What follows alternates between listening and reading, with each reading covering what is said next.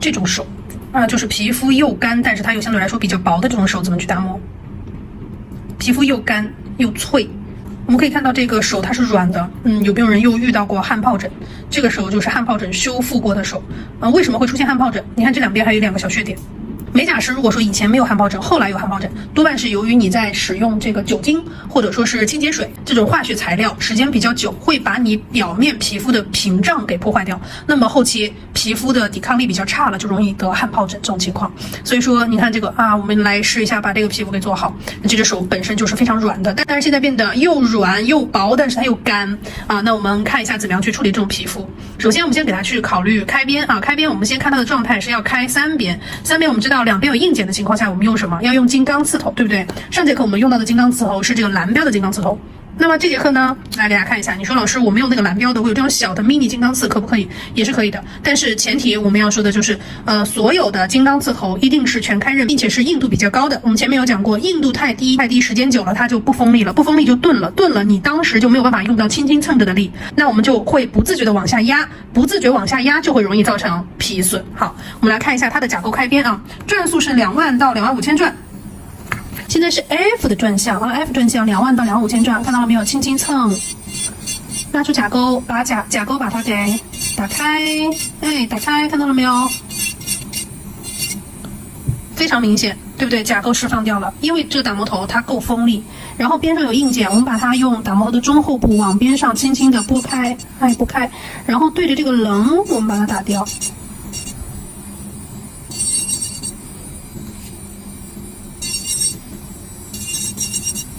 好，小拇指找支撑像里面的这里看到了没有？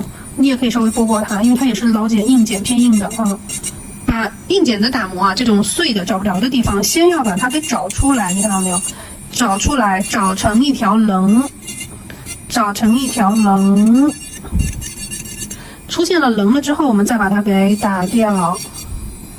mini 金刚刺头除了我们可以打硬茧以外，就这种小的薄的皮肤薄的皮肤去打硬茧以外，还有在指心肉，如果说有遇到一焦，是不是指心肉的一焦也可以打？它是全开刃，虽然是全开刃，但是它不会磨伤皮肤的，你看到了没有？因为它是圆头是不会磨伤皮肤的。轻轻蹭，全开刃的好处是什么？全开刃叫做轻轻蹭，你不开刃或者说微开刃，它就没办法轻轻蹭。现在我们把全开刃的概念普及给大家了之后，都叫全开刃了，但是真正全开刃是什么？你上手你就一试就知道了，一蹭就掉，而且保持长时间长久都是一蹭就掉，这种排血力。看这里面的碎皮屑，它这里还有2个就是血点点我们不用去管它，然后这边的甲沟也是的，它还有一点点小指甲，我们稍微蹭一下就行了。看这里。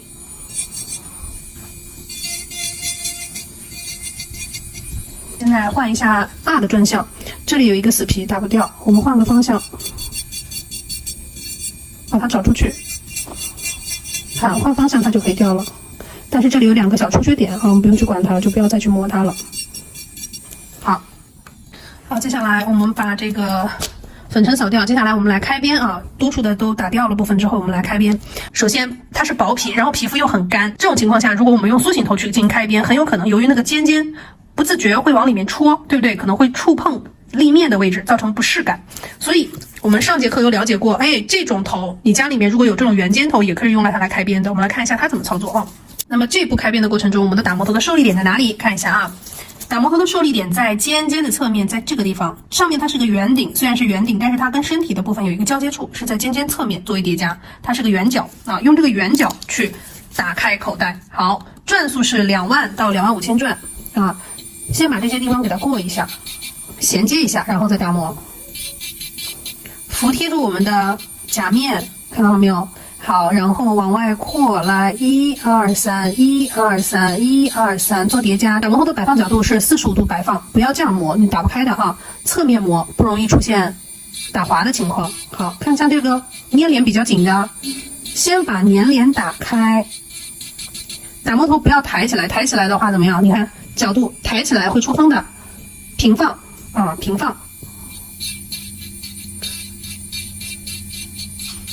粘的地方我们先把它给开出一条缝隙，然后再给它打通，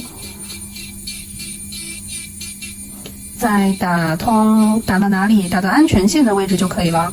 开边指的是开到安全线，它的安全线在哪里？我们是可以很清楚看到的，对不对？好，把假上皮清理一下，看到了没有？这个就开边开了。有些同学说啊，我害怕，我不敢开。那你在开的时候，并不是要往里面捅，知道吗？它的假上皮在哪里？安全线在哪里？我们刚刚是很清楚可以看到的，就开到安全线，开它就可以了。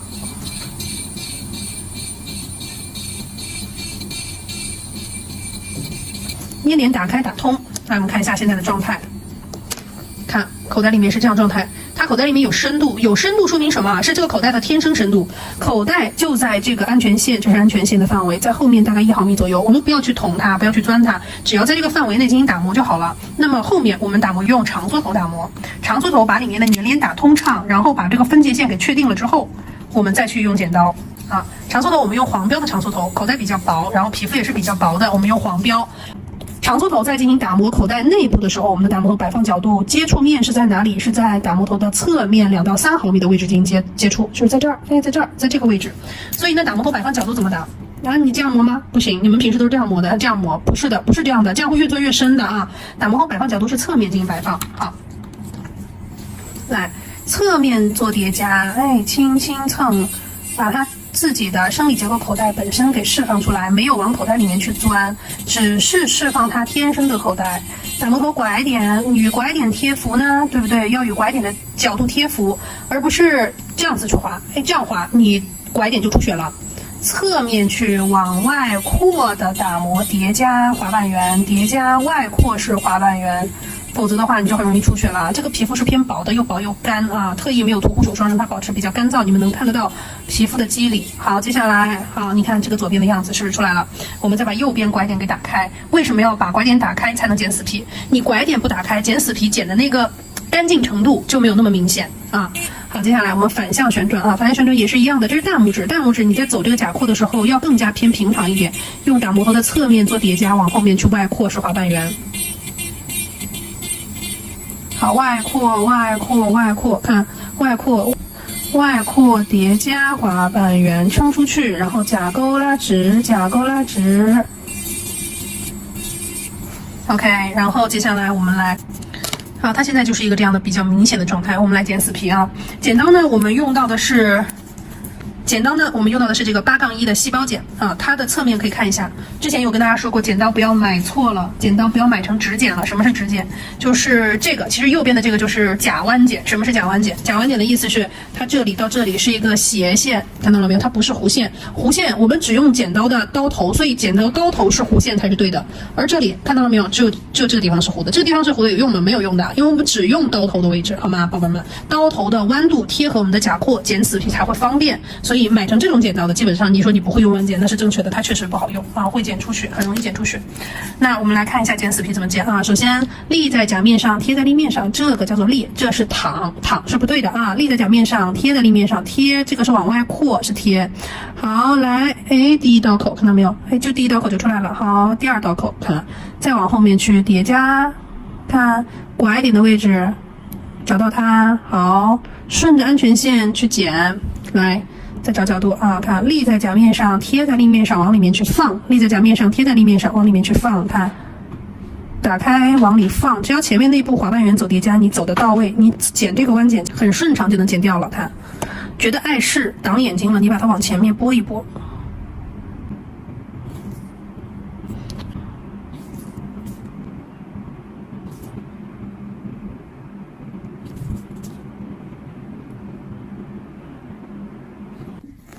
好，剪完之后它是一个这样的状态。接下来我们用胖缩头来打磨口袋内部的空间啊，转速依旧是2万到2万5千转，现在是 F 转向，一样的。我们之前有说过，打磨头的摆放角度是侧面摆放，然后用打磨头的侧面叠加去把假扩的位置给顶起来。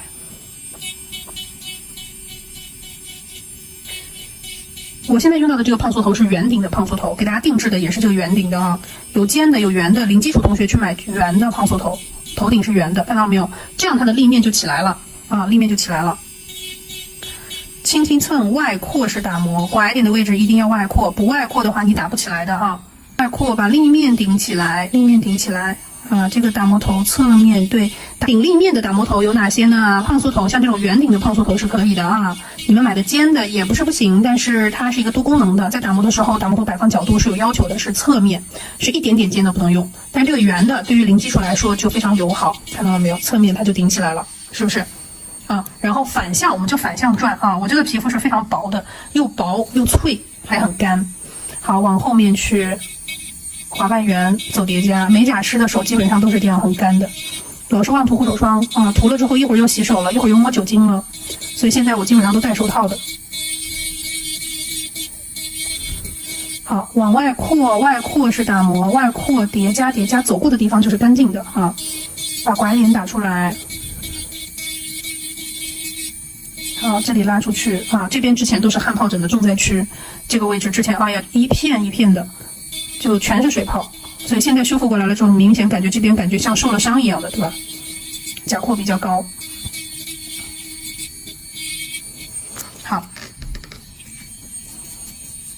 好，这样的话我们去磨刀口就可以了。圆形头跟棒形头一样的，使用的打立面的位置是侧面，不是顶端，是侧面的位置。来给大家演示一下啊，打立面是侧面啊，不要用顶顶的位置。顶顶的位置你这样走嘛，也不是不行啊，但是到这边的时候你会假面出坑的。所以我们是侧面去叠加，看侧面叠加，往外扩，打磨打磨打磨，立起来打。你用这个圆形头去打也是可以的，但是我前面已经用过了胖酥头了，它现在打出来的立面，你看明显感觉更加立了，对不对？啊，就是你会更明显一些。看，是不是立面就完全立起来了？来，看是不是就更干净了？完全立起来了，看到了吗？接下来我们来打刀口。磨刀口的话，我们用前置处理液啊，涂在皮肤上一点点就好了。因为我就这一只手给大家演示，所以我就涂在虎口上一点点，这样的状态就是刚刚好的状态了啊。然后打磨头，我们你看先试试看起不起沙，它是起沙的，看到了没有？这个状态就非常好啊，起沙的状态，看，把刚刚刀口是不是就抚平了啊？我的皮肤适合用黄标，然后轻轻蹭，看，轻轻蹭，先去把刀口找出来，你看。把刀口找出来，找出来，找出来。OK， 刀口找到了之后，我们沿着这个棱啊，把刀口打掉，看到了吗？继续找刀口，打刀口，继续找刀口，打刀口。走着走着，你觉得哎呀不行了，它有点打不动了。打不动的时候，你看干嘛？加前置处理液，轻轻蹭啊，看。加前置处理液，先找到毛边，找到刀口，始终是不能往下压的，不能有下压的力。我们再整个给它过一遍啊，正好用它的身体把这个大面积的地方、碎的地方都过掉。拐点的地方找一下啊，这个时候第二遍的时候就轻轻蹭，主要是过那些我们前面没有留意到的一些大面积皮肤。轻轻蹭，轻轻蹭，就是婴儿蹭啊！之前有同学说啊，婴儿蹭，对的，就是婴儿蹭，因为转速高呀，转速高，我的打磨头的摆放角，我的打磨头的受力就要轻轻蹭这个位置。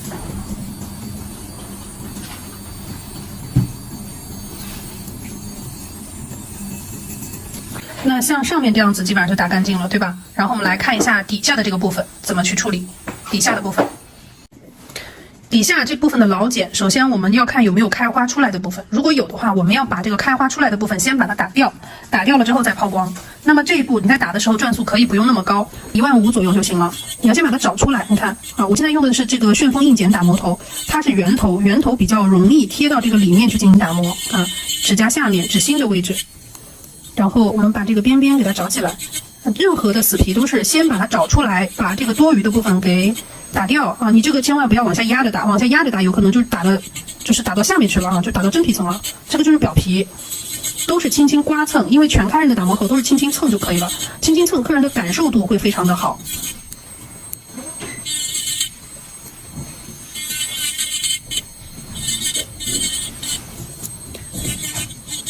打硬茧的时候，这种要去找它这个边的时候，就不用那么高的转速，15左右就够了。它接下来底下就属于那种不是特别明显的毛刺出来的了啊，不是毛刺出来的部分，我们用另外一个打磨头，就是要用黑标的啊。之前我们有说过的，金刚砂的打磨头有黄、红、蓝、绿、黑几个颜色，我们用这个黑标，它也是个本甲克磨头，把长的死皮打短，是我们刚刚这一步的工作，对不对？打短了之后，用这个打磨头去给它走一下这个粗的部分，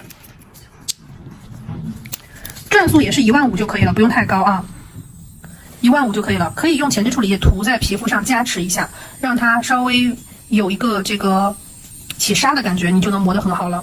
看一下啊，看。因为这块皮肤是粗的啊，尽管我的皮肤很薄，前面用的都是黄标，但是现在这块皮肤是偏粗的又硬，再加一点点前置处理液涂在皮肤上。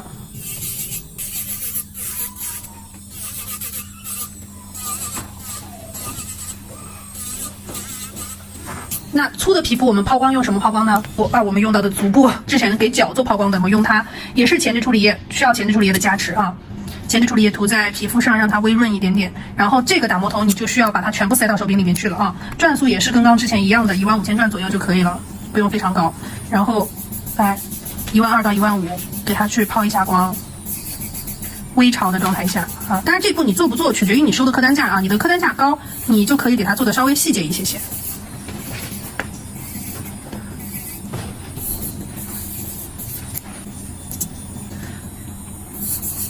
你看微潮状态下起沙，它就能打得很干净了。你说可不可以刚刚直接用这一步打磨？打不掉的，因为这个硅胶头它整个系列都比金刚砂要细。你在一开始你可以试试看，你遇到这种情况直接用硅胶头打，效果不大的。它一定是要用金刚砂的，把前面的那个多余的打掉，打掉了之后再用它去抛光，就会很好了。看到了吗？比刚刚是不是好很多了？只是底下它还有一部分老茧在，就是当时起水泡结出来的那一部分水泡还在里面，就是结成了一个硬茧一样的状态。但是这个硬茧状态我们没有必要把硬茧全部去掉，否则的话我手就没有任何的耐受力了，对不对？好，接下来我们把整个皮肤全部擦干净，看一下它的状态。好，我们把它擦一下啊，擦干净。好，来看一下这个抛光之后的状态啊，看。这个皮肤能看出来是非常薄的，对不对？然后手你看很软，手很软，它就是非常薄的皮，然后能够看到有一些毛细血管在边边，但是没有破啊。这个劲儿就是一定要轻轻蹭，所以说金刚砂的这个砂要求非常高，一定是轻轻蹭，轻轻蹭转速高，那么又有反应，打磨死皮它是有反应的，所以就不容易出现皮损。那你看这个手，来反面、正面看，它立面是立起来的，只不过在你刚刚的那个平视的角度，只不过是怼着口袋，你是看不出来的。它原本的这个口袋是这样子的，是趴在里面的，是这样的，是被假上皮包住这样子的。但是现在假上皮去了之后，打开它变成一个立起来的立面了，能看到吗？